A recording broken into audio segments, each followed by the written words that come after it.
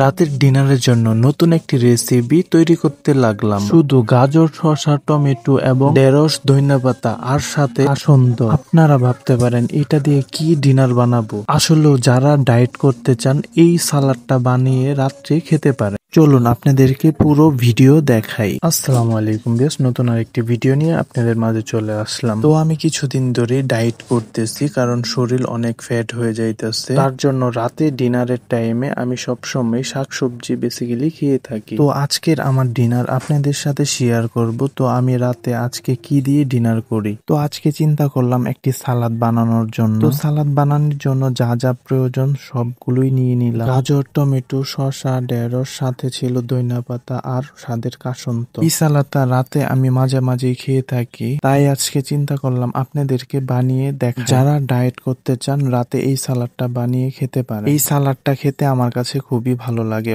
কারোর কাছে ভালো লাগতেও পারে, কারোর কাছে ভালো নাও লাগতে পারে, কিন্তু আমার কাছে এই সালাদটা খুবই ভালো লাগে। শসা, টমেটো, গাজর যা সবজি আছে ছোট ছোট করে কেটে নিতে হবে প্রথমে। আরেকটি কথা, অনেক বাঙালিরা আছে চায়নাদের মতো স্লিম এবং কি বডি ফিটনেস পেতে চায়। অবশ্যই চায়নারা কিন্তু সবসময় সালাদ এবং শাকসবজি বেশি বেশি করে খায়। তাদের মতো বডি ফিটনেস যদি পেতে চান অবশ্যই সালাদ এবং কি শাকসবজি বেশি বেশি করে খেতে হবে মাছ মাংস থেকে। সালাদ খাওয়াটা অনেক উপকার। অবশ্যই সালাদটা বানাইতে হবে টেস্টিকর ভাবে। যার যেরকম রুচি সে ওইভাবে বানিয়ে খাবেন। অনেকে কমেন্ট করতে পারেন সালাদের ভিতরে আবার ঢেঁড়স কেন দিয়েছি। আসলে যে সবজিটা কাঁচা খাওয়া যায় সেই সবজিটা ইউজ করতে পারেন। যেমন আপনার এইখানে বরবটিও কিন্তু কাঁচা খাওয়া যায়, বরবটিও ইউজ করতে পারবেন এবং ঢেঁড়সও কাঁচা খাওয়া যায়। ঢেঁড়সটাও এর জন্য আমি ইউজ করছি। ঢেঁড়সের সাথে সাথে কাসন্দ এবং কি একটু লবণ আর সাথে একটু ধনেপাতা দিয়ে পুরাটা ভালো করে মাখিয়ে নিব সর্বপ্রথমে। কাসন্দ আর ধনেপাতা দেওয়ার পরে ফ্লেভারটা একদমই ডিফারেন্ট আসছে, কালারটাও অনেক সুন্দর আসছে। যাই হোক, এখন খাবার পালা। অলরেডি খাওয়া শুরু করলাম। টেস্টটা ছিল